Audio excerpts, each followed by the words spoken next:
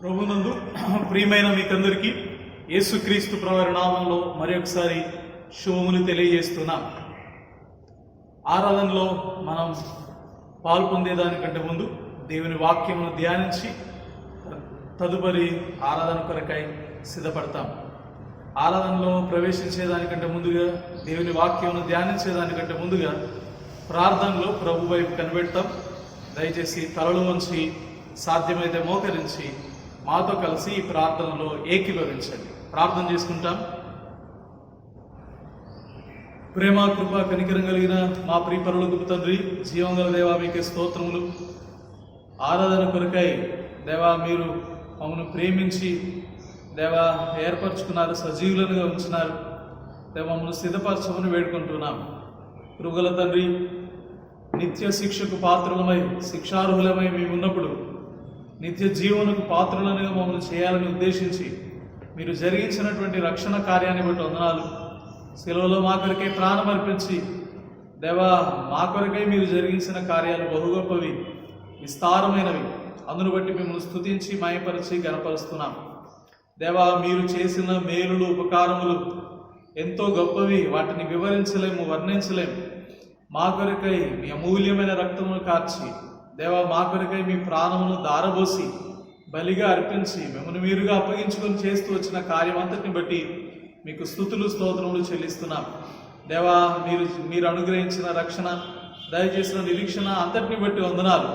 తద్వారా మిమ్మల్ని గణపరిచి ఆరాధించి స్తుతించి మహిమపరచున్నట్లుగా ప్రేమించి అనుగ్రహించిన ఈ మంచి తరుణాన్ని బట్టి కూడా మిమ్మల్ని స్తుతిస్తున్నాం. పరిశుద్ధ లేఖనాలను ధ్యానిస్తుండగా కావలసిన కృప దయచేయమని అయోగ్యుడు అపాత్రుడను నిష్ప్రయోజకమైన దాసుడను దేవా మీ ఆత్మతో నింపమని కావాల్సిన మాటలు దయచేయమని వేడుకుంటూ మీ వైపే చూస్తున్నాం.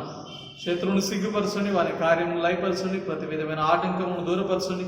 ప్రతి ఒక్కరు మీ వాక్యం చేత ప్రోత్సహింపబడిన వారై మిమ్మల్ని ఆరాధించడానికి సిద్ధపరుస్తామని వేడుకుంటూ మహిమా ఘనత స్తుతి ప్రభావాలు మీకు ఆరోపించుకుంటూ మమ్మల్ని మేమందరం తగ్గించుకొని మీ శిరసత్వం, మీ ప్రభుత్వం, మీ అధికారం కిందికి తెచ్చుకుంటూ మీ రక్త ప్రోక్షణం కోరుతూ యేసుక్రీస్తు ప్రభువారి ఘననామంలో స్తుతించి ప్రార్థించి అడిగి వేడుకొంచున్నాము తండ్రి, ఆమేన్.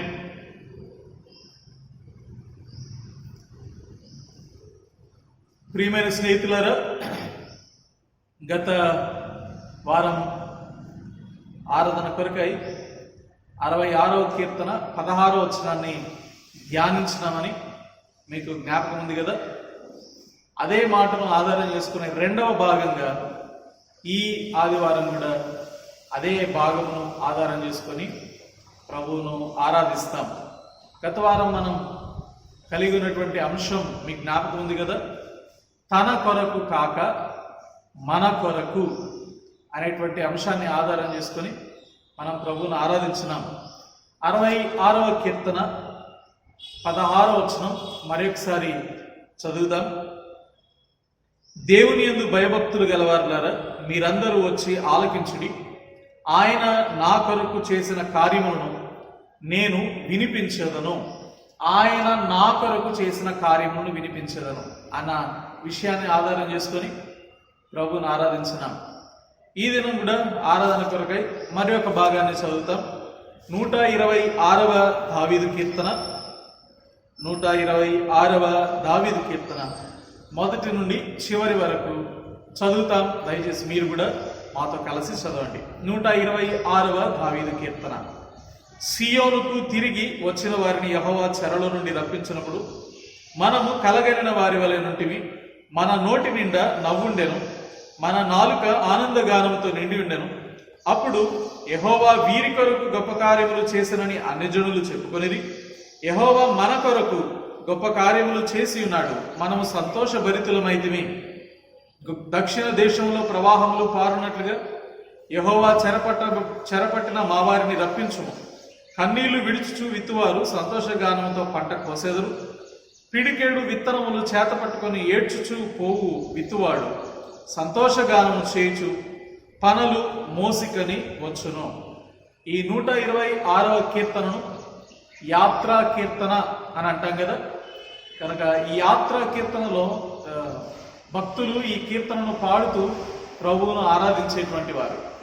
కానీ ఈ కీర్తనలో 2వ వచనంలో రాయబడింది, అన్యజనులు చెప్పుకొనిరి. ఏమని చెప్పుకుంటున్నారు? యెహోవా వీరి కొరకు గొప్ప కార్యములు చేసిన. దేవుడు మన కొరకు చేసిన కార్యములు గొప్ప కార్యములు. కనుక నీ కొరకై నా కొరకై దేవుడు జరిగించిన కార్యాల గురించి మనం ధ్యానించినాం కదా. అద్భుత కార్యములు, ఆశ్చర్యకరమైన కార్యములు, గొప్ప కార్యములు మన కొరకు జరిగించిన వాడు. ఆయన తన కొరకు కాక మన కొరకు చేసిన వాడు. 3వ వచనాన్ని మరి ఒకసారి మనందరం కలిసి చదువుదామా? 126వ కీర్తన 3వ వచనం. యెహోవా మన కొరకు గొప్ప కార్యములు చేసి ఉన్నాడు, మనము సంతోషభరితులమైతిమి. ప్రియమైన స్నేహితులారా, యెహోవా మన కొరకు గొప్ప కార్యములు చేసి ఉన్నాడు, మనము సంతోషభరితులమైతిమి. దేవుని గొప్ప కార్యములను మనం అనుభవించిన వారమై, మన కొరకు దేవుడు చేసినాడని గ్రహించిన వారమైతే సంతోషభరితులమై ప్రభువును ఆరాధిస్తాం కదా. మన కొరకు దేవుడు జరిగించే కార్యములు గొప్ప కార్యములు, అది మన కొరకే జరిగించినాడని గ్రహించాలి. యేసుక్రీస్తు ప్రభువు తన కొరకు కాక మన కొరకు. ఆయన గత వారం చెప్పుకున్నట్టుగా జన్మం నుండి మరణం వరకు సమస్తం ఆయన మన కొరకు చేసిన కార్యములు కదా. గత వారం కొన్ని విషయాలను మనం ధ్యానించినాం. ఆయన ఆకలి కొన్నాడని, ఆయన దప్పి కొన్నాడని, ఆయన అలసిపోయినాడని. కానీ ఇవన్నీ ఆయన అలసిపోయినాడు కానీ, దప్పి కొన్నాడు కానీ, ఆకలి కొన్నాడు కానీ, స్థలం లేనివాడుగా ఉన్నాడు కానీ, ఆయన మనల్ని ప్రేమించి మనకు వాటన్నిటిని అనుగ్రహించినాడు. అన్నిటికంటే ప్రాముఖ్యంగా ఆయన దరిద్రుడుగా అయిపోయినాడు, ధనవంతుడైంది మన కొరకే అని రాయబడినట్టుగా మనం గత వారం ధ్యానిస్తూ వచ్చినాం. ఈ దినాన కూడా కొన్ని విషయాలను మన కొరకు దేవుడు చేసిన కార్యాలను జ్ఞాపకం చేసుకొని ప్రభువుని ఆరాధిస్తాం. అందులో మొట్టమొదటిగా ఆయన జన్మ.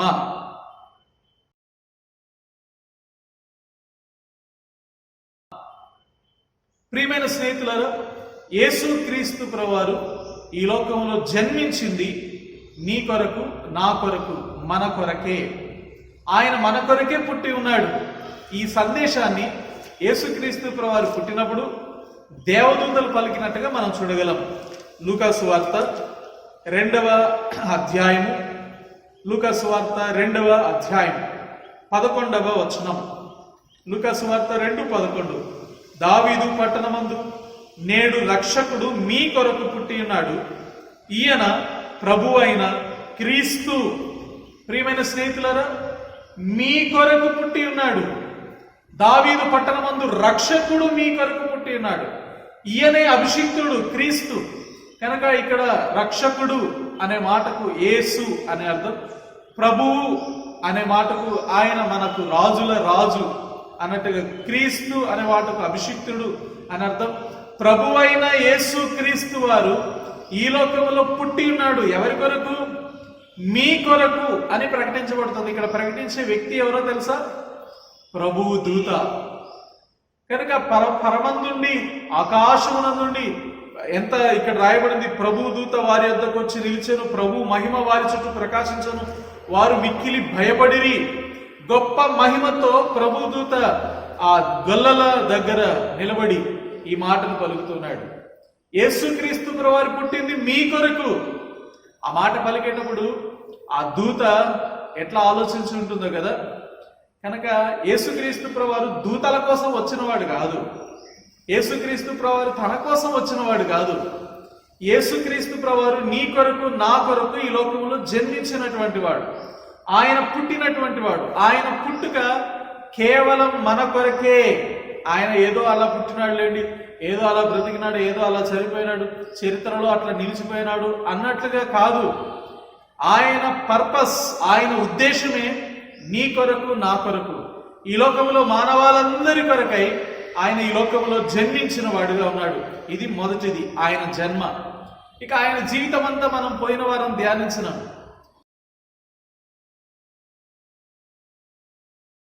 మొదటిది ఆయన జన్మ, రెండవది ఆయన మరణం. ప్రియమైన స్నేహితులారా, ఆయన నీ కొరకై, నా కొరకై, మనందరి కొరకై ప్రాణము పెట్టినాడు అని ఎరుగుదు కదా. దీని కొరకై ఒక వచన భాగాన్ని చదువుతామా? రోమీలకు రాసిన పత్రిక 5వ అధ్యాయం. రోమీలకు రాసిన పత్రిక 5వ అధ్యాయం 8వ వచనం. రోమీలకు రాసిన పత్రిక 5:8. అయితే దేవుడు మన ఎడల తన ప్రేమను వెల్లడిపరుచున్నాడు. ఎట్లనగా మనమింకను పాపులమై ఉండగానే క్రీస్తు మన కొరకు చనిపోయెను. ప్రియమైన స్నేహితులరా, పరిశుద్ధ గ్రంథం సెలవిస్తోంది యేసుక్రీస్తు ప్రభువారు మన కొరకు పుట్టినాడు, యేసుక్రీస్తు ప్రభువారు మన కొరకు చనిపోయినాడు. ఆయన జన్మ, ఆయన మరణం మన కొరకే అని దేవుని వాక్యం చెప్తోంది. ఇక్కడ రాయబడింది మనము పాపులమై ఉండగా మన కొరకు అని, పైన అయితే భక్తిహీనుల కొరకు అని 6వ వచనంలో కూడా చూడగలం. రోమీయులకు రాసిన పత్రిక 5వ అధ్యాయం 6వ వచనం, ఏలయనగా మనమింకా బలహీనులమై ఉండగా క్రీస్తు యుక్త కాలమున మన కొరకు భక్తిహీనుల కొరకు చనిపోయిను. నేను నీతిమంతుల కొరకు రాలేదు గాని నేను పాపుల కొరకే వచ్చి తిని అన్నాడు.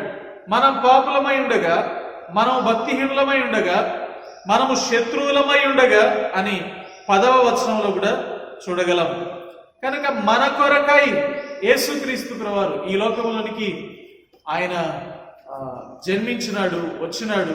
మన కొరకే ఆయన మరణించినాడు. అనేకుల కొరకు అని తానే స్వయముగా పలికిన మాట మనం అందరం ఎరుగుదాం కదా. యేసుక్రీస్తు ప్రభువారు రక్తం కార్చింది, యేసుక్రీస్తు ప్రభువారు శిలువలో మరణించింది తన కొరకు కాదు, అనేకుల కొరకు. ఆ మాట చదువుతామా? మత్తయి సువార్త 26వ అధ్యాయం 28వ వచనం. మత్తయి సువార్త 6:28. ఇది నా రక్తం అనగా పాప క్షమాపణ నిమిత్తం అనేకుల కొరకు చిందించబడుచున్న నిబంధన రక్తం. కొత్త నిబంధన రక్తం నీ కొరకై చిందించబడుతుంది, అనేకుల కొరకై చిందించబడుతుంది. ఇది నా రక్తము. యేసుక్రీస్తు ప్రభువారు తానే స్వయముగా ఈ లోకములో జీవించిన కాలంలో పలికిన మాట. ప్రియమైన స్నేహితులారా, అనేకుల కొరకు చిందించబడుతున్న రక్తము అని ఆయన తనంతట తానే పలుకుతూ వచ్చినాడు. తండ్రి అయిన దేవుడు తన ప్రియ కుమారుని తన కొరకు కాదు, లేకపోతే యేసుక్రీస్తు ప్రభువారి కొరకు కాదు, దూతల కొరకు కాదు, మనందరి కొరకై పంపించినాడు. రోమీయులకు రాసిన పత్రిక 8వ అధ్యాయం 32వ వచనం. రోమీయులకు రాసిన పత్రిక 8వ అధ్యాయం 32వ వచనం. తన సొంత కుమారుని అనుగ్రహించుటకు వెనుక తీయక మన అందరి కొరకు ఆయనను అప్పగించినవాడు, ఆయనతో పాటు సమస్తమును మనకెందుకు అనుగ్రహింపడు? మన అందరి కొరకు ఆయనను అప్పగించినవాడు. తన సొంత కుమారుని, ఏకైక కుమారుని, అద్వితీయ కుమారుని, తాను ప్రేమించు తన కుమారుని దేవుడు మన కొరకై అప్పగించినాడు, మనందరి కొరకై అప్పగించినటువంటి వాడు. కనుక తండ్రి అయిన దేవుడు యేసుక్రీస్తు ప్రభువారు, దూతలు అందరూ పలుకుతున్న మాట, అనేకుల కొరకు, నీ కొరకు, మనందరి కొరకు యేసుక్రీస్తు ప్రభువారు ఈ లోకంలోనికి వచ్చినాడు. మనందరి కొరకే తండ్రి అయిన దేవుడు కుమారుని మనకు అప్పగించినాడు. ఎవరి కొరకు? ఈ లోకంలో ఉన్న ప్రజలందరి కొరకు. అయితే ఒక మాట మనం జ్ఞాపకం చేసుకోవాలి. యేసుక్రీస్తు ప్రభువారు భూమి మీద ఉన్నప్పుడు ఒక మాట అన్నాడు కదా, యోహాను సువార్త 10వ అధ్యాయం 11వ వచనం, నేను గొర్రెలకు మంచి కాపరి గొర్రెల కొరకు తన ప్రాణమును పెట్టును. 15వ వచనం, తండ్రి ఎలాగూ నన్ను ఎరుగును, నేను తండ్రిని ఎలాగూ ఎరుగుదును, అలాగే నేను నా గొర్రెలను ఎరుగుదును, నా గొర్రెలు నన్ను ఎరుగును, మరియు గొర్రెల కొరకు నా ప్రాణము పెట్టుచున్నాను. యేసుక్రీస్తు ప్రభువారు ప్రాణం పెట్టింది, తను తాను అప్పగించుకుంది, రక్తమును గార్చింది, ఆయన చనిపోయింది. ఇప్పుడు మనం చదువుకున్నాం కదా, మన కొరకే, భక్తిహీనులమైన మన కొరకు ఆయన చనిపోయేను అని రాయబడింది. అనేకుల కొరకు చిందించబడుతున్న రక్తము అని రాయబడింది. మనందరి కొరకు తండ్రి అయిన దేవుడు యేసుక్రీస్తు ప్రభువుని అప్పగించినాడు అని రాయబడింది. గొర్రెల కొరకు నా ప్రాణమును పెడతానని యేసుక్రీస్తు ప్రభువారే స్వయముగా పలికినట్లు రాయబడింది. మన కొరకై ఆయన మరణించినాడు, మన కొరకే ఆయన ప్రాణం పెట్టినాడు. ఇక్కడ ఈ మాట అంటే బాగుంటుందేమో, మన కొరకు అనే బదులు నా కొరకు అంటే బాగుంటుందేమో. సండే స్కూల్లో పిల్లలతోటి అట్లా చెప్పిస్తాను. కనుక యేసుక్రీస్తు ప్రభువారు ఎవరి కొరకు చనిపోయినాడు? లోకంలో ఉన్న వాళ్ళందరి కొరకు అంటారు. ఎవరి కొరకు చనిపోయినాడు? మన కొరకు అంటారు. అప్పుడు ఏం చెప్తామంటే, మన కొరకు, లోకంలో ఉన్న వాళ్ళ కొరకు కాదు, నా కొరకు అనండి అంటాం. కనుక ప్రభువును ఆరాధించేదానికి వచ్చినప్పుడు అందరి కొరకు అనేది నిజమే అయినప్పటికీ ఒకటి మాత్రం గ్రహించాలి, అందులో నేను కూడా ఉన్నాను. నా కొరకు యేసుక్రీస్తు ప్రభువారు చనిపోయినాడు, భక్తిహీనుడనైన నా కొరకు, పాపినైన నా కొరకు అనే మాట మన నోట నుంచి రావాలి. నా కొరకే తను తాను అప్పగించుకున్నాడు అనేటువంటి మాటను మనం గ్రహించాలి. అందరిలో మనల్ని చూసుకునే బదులు నా ఒక్కరి కొరకు అన్నట్లుగా ఆలోచన చేస్తే హృదయంలో నుంచి ఎంత ఆరాధన బయటకు వస్తుంది కదా. అపొస్తలుడైన పౌలు ఆ మాట పలికినట్లుగా చూడగలం. చదువుతాం. గలతీయులకు రాసిన పత్రిక 2వ అధ్యాయం 20వ వచనం. గలతీ 2:20. నేను క్రీస్తుతో కూడా సిలువ వేయబడి ఉన్నాను, ఇకను జీవించువాడును నేను కాను, క్రీస్తే నా యందు జీవించుచున్నాడు. ఇక్కడ నుంచి అందరం కలిసి చదువుదాం. నేనెప్పుడు శరీరమందు జీవించుచున్న జీవితం నన్ను ప్రేమించి నా కొరకు తన్ను తాను అప్పగించుకొనిన దేవుని కుమారుని యందలి విశ్వాసం వలన జీవించుచున్నాను. అపొస్తలుడైన పౌలు అంటాడు, నన్ను ప్రేమించి నా కొరకు తను తాను అప్పగించుకున్నాడు. కనుక పౌలు గ్రహించిన గ్రహింపు అది. ఆ గ్రహింపుతోటే నీవు నేను కూడా ప్రభువుని ఆరాధించాలి. అందరి కొరకు అనేకుల కొరకు అనేది పక్కకు పెడితే నా కొరకు నన్ను ప్రేమించి నా కొరకు తను తాను అప్పగించుకున్న దేవుని కుమారుడైన యేసుక్రీస్తు ప్రభువారు. కనుక ప్రియమైన స్నేహితులారా, ఆయన నా కొరకు పుట్టినవాడు, ఆయన నా కొరకై మరణించినటువంటి వాడు అని వ్యక్తిగతంగా మనం ప్రభువుని ఆరాధించాలి. కనుక మన కొరకు, తన కొరకు కాక భూమి మీద ఎందుకు ఎన్నిక లేని భక్తిహీనులమై పాపులమై శత్రువులమై జీవించిన మన కొరకై యేసుక్రీస్తు ప్రభువారు జన్మించినాడు, ఆయన మరణించినాడు. అంతేనా? యేసుక్రీస్తు ప్రభువారు ఎప్పుడైతే చనిపోయినాడో, ఆయన చనిపోయి తిరిగి లేవడం ద్వారా ఒక మంచి మార్గాన్ని యేసుక్రీస్తు ప్రభువారు ఏర్పరిచినాడు. మన కొరకు ఏర్పరిచిన మార్గం అని బైబిల్ చెప్తుంది. ఇది 3వ విషయం.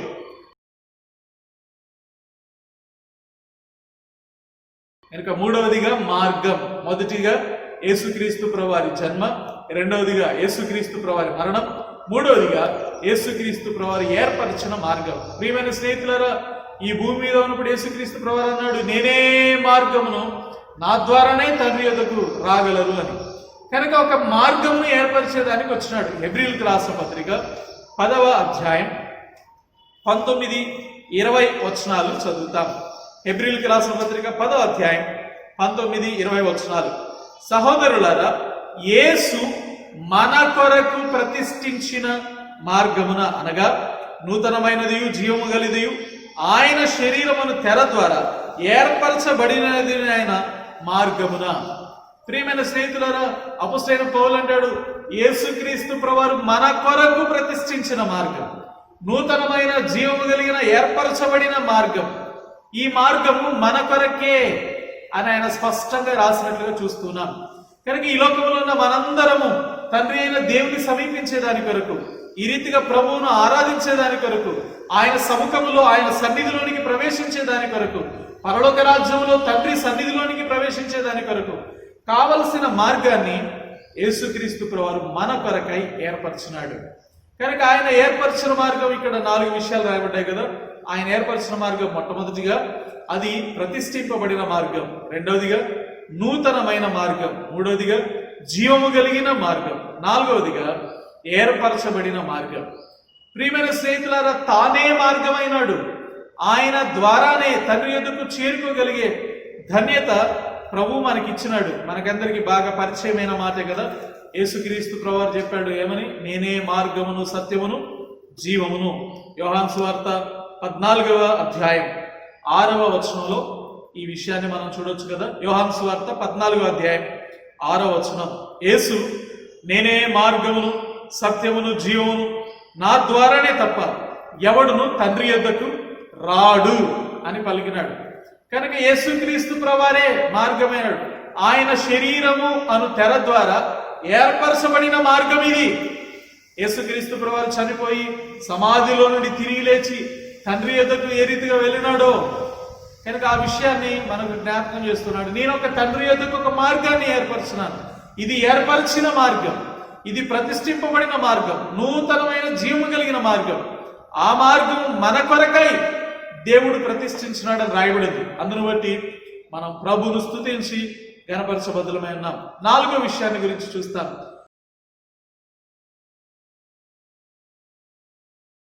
ఆయన ఈ మార్గమును మన కొరకు ఏర్పరిచి తండ్రి కృపార్శనం నుండి మన కొరకు విజ్ఞాపన చేస్తున్నాడు. 4వదిగా మన కొరకు విజ్ఞాపన చేయువాడు. రోమీయులకు రాసిన పత్రిక 8వ అధ్యాయము 34వ వచనం. రోమీయులకు రాసిన పత్రిక 8వ అధ్యాయం 34వ వచనం. శిక్ష విధించువాడెవడు? చనిపోయిన క్రీస్తు యేసే. అంతేకాదు మృతులలో నుండి లేచేవాడును, దేవుని కుడిపార్శ్వమున ఉన్నవాడును, మన కొరకు విజ్ఞాపనము కూడా చేయువాడును ఆయనే. మన కొరకు విజ్ఞాపనము చేయువాడు ఆయనే. యేసుక్రీస్తు ప్రభువు తండ్రి కుడిపార్శ్వమున కూర్చొని ఉన్నాడు, మృతులలో నుండి లేచినాడు. ఆయన ఈ లోకంలో మన కొరకు పుట్టినాడు, ఆయన ఈ లోకంలో మన కొరకు మరణించినాడు, ఆయన మన కొరకై ఒక మార్గాన్ని ఏర్పరిచినాడు. తండ్రి కుడిపార్శ్వమున మన కొరకు విజ్ఞాపనము చేస్తున్నవాడు కదా, ప్రార్థన చేస్తున్నటువంటి వాడు, మన కొరకు విజ్ఞాపన చేసేటువంటి దేవుడు మనకు పరలోకములో తండ్రి కుడిపార్శ్వమున ఉన్నారు.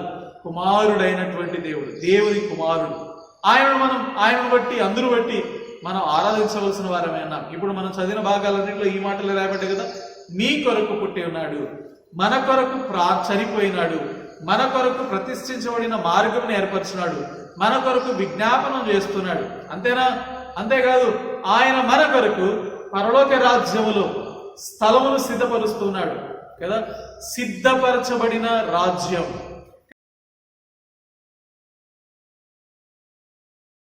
కనుక ఆయన మన కొరకు సిద్ధపరిచిన రాజ్యం. ఆయన సమస్తమును సిద్ధము చేస్తున్నాడు, రెడీ చేస్తున్నాడు. ఎవరి కొరకు?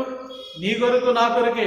హెబ్రీయులకు రాసిన పత్రిక 11వ అధ్యాయం 40వ వచనం.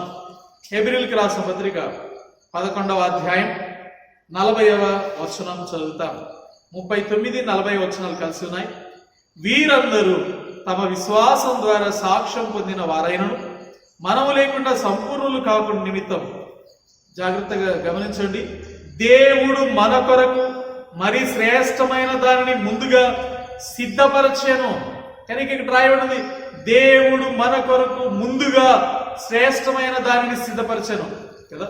దేవుడు మన కొరకు ఏవి సిద్ధపరచానో అవి కంటికి కనబడలేదు, చెవికి వినబడలేదు, హృదయమునకు గోచరం కాలేదు. శ్రేష్టమైనటువంటి వాటిని దేవుడు సిద్ధపరచున్నాడు. 11వ అధ్యాయం హెబ్రీయులకు రాసిన పత్రిక 11వ అధ్యాయం 16వ వచనం. హెబ్రీయులకు రాసిన పత్రిక 11వ అధ్యాయం 16వ వచనం. అయితే వారు మరి శ్రేష్టమైన దేశమును అనగా పరలోక సంబంధమైన దేశమును కోరుచున్నారు. అందుచేత తాను వారి దేవుడినని అనిపించుకున్నట్టుకు దేవుడు వారిని గురించి సిగ్గుపడడు. ఎలైనగా ఆయన వారి కొరకు ఒక పట్టణమును సిద్ధపరిచి ఉన్నాడు. శ్రేష్టమైన దేశం, పరలోక దేశం, ఒక గొప్ప పట్టణం దేవుడు సిద్ధపరిచినాడు వారి కొరకు. ఎవరైతే దేవుని కొరకు కనిపెట్టుకుని ఉన్నారో వారి కొరకు దేవుడు సిద్ధపరిచిన పట్టణం శ్రేష్టమైనటువంటి పట్టణం. కనుక ప్రభు మన కొరకు దాన్ని సిద్ధపరిచి ఉంచినాడు అని మనం గ్రహించగలం. నిత్య రాజ్యము అని రాయబడింది కదా. దేవుడు మన కొరకు సిద్ధపరిచినటువంటి రాజ్యం. యేసుక్రీస్తు ప్రభువు కూడా ఆ మాట అన్నాడు, మీ కొరకు సిద్ధపరచబడిన రాజ్యము అని దేవుడు పలుకుతున్నాడు. మన కొరకు సిద్ధపరిచిన రాజ్యం. చదువుతామా? మత్తయి సువార్త 25వ అధ్యాయం. మత్తయి సువార్త 25వ అధ్యాయం 34వ వచనం. అప్పుడు రాజు తన కుడివైపున ఉన్న వారిని చూసి, నా తండ్రి చేత ఆశీర్వదింపబడిన వారలారా, రండి, లోకము పుట్టినది మొదలుకొని మీ కొరకు సిద్ధపరచబడిన రాజ్యము స్వతంత్రించుకొనుడి. మీ కొరకు సిద్ధపరచబడిన రాజ్యమును స్వతంత్రించుకొనుడి అని పలుకుతున్నట్టుగా చూస్తున్నాం. 5 విషయాలను మనం ఇంతవరకు జ్ఞాపకం చేసుకున్నాం కదా.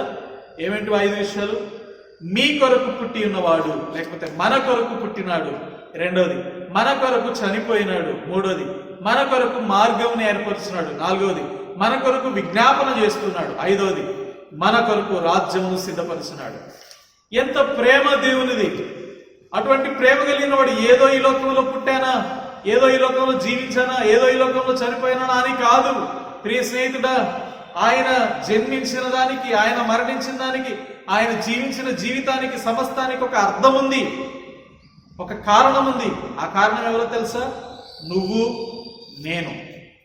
మన కొరకే, మన నిమిత్తమే, నీ కొరకు, నా కొరకే.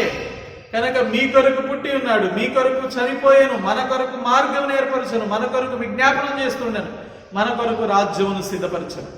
కనుక మన కొరకు జన్మించి చనిపోయి మార్గమును ఏర్పరిచి విజ్ఞాపన చేస్తూ రాజ్యము సిద్ధపరుస్తున్న దేవుని స్తుతించి గణపరిచి ఆరాధిస్తాం. కనుక ఈ ప్రార్థన అనంతరం మీరు కుటుంబముగా వ్యక్తిగతంగా మీ మీ గృహాల్లో ఆరాధించవలసిందిగా ప్రేమతో మనవి చేస్తున్నాం. ప్రార్థన చేసుకుంటాం. ప్రార్థనలో మీరు కూడా దయచేసి ఏకీభవించండి. ప్రేమ కృప కనికరం కలిగిన మా ప్రియ పరలోకపు తండ్రి, జీవగల దేవా మీకే స్తోత్రములు. 126వ కీర్తన 2వ వచనం 3వ వచనంలో రాయబడినట్లుగా యెహోవా వీరి కొరకు గొప్ప కార్యములు చేశారని అన్యజనులు చెప్పుకుంటున్నారు. యెహోవా మన కొరకు గొప్ప కార్యములు చేసిన సంతోషభరితులమైతిమి అని ఇశ్రాయేలు చెప్పుకుంటున్నారు. అయితే అపోస్తలుడైన పౌలు అన్నాడు, నా కొరకు తను తాను అప్పగించుకొనిన దేవుని కుమారుని అందలి అని అంటాడు. నిజమే తండ్రి, ఈ లోకంలో మీరు జన్మించింది, ఈ లోకంలో మీరు మరణించింది, ఈ లోకంలో మాకు మార్గం ఏర్పరిచింది, విజ్ఞాపనం చేసింది, పరలోక రాజ్యంలో సమస్తమును సిద్ధపరిచింది నా కొరకే, మా కొరకే. ఎంత ప్రేమ, నిస్వార్థమైనటువంటి ప్రేమ మా ఆయనలో చూపించినారు. మీ వంటి ప్రేమ కలిగిన వారు ఎవరున్నారయ్యా దేవా? మా కొరకే సమస్తమును జరిగించినటువంటి దేవుడవు మీరు. అందును బట్టి మీకు కృతజ్ఞతలు చెల్లిస్తున్నాం. మీరు జరిగించిన గొప్ప కార్యములు, అద్భుత కార్యములు అన్నింటి బట్టి మీకు వందనములు చెల్లిస్తూ దేవా, మీరు అనుగ్రహించిన ఈ మాటలు బట్టి స్తుతిస్తున్నాం. మా ప్రియులు కూడా దేవుని వాక్యమును ఆధారం చేసుకొని ఆరాధించడం కొరకై సిద్ధపరచమని వేడుకుంటూ మహిమ ఘనత స్తుతి ప్రభావాలు మీకే చెల్లిస్తూ త్వరలో రానైన యేసుక్రీస్తు ప్రభువారి ఘనమైన నామం పేరట స్తుతించి ప్రార్థించి అడిగి వేడుకొంచున్నాము తండ్రి. ఆమేన్.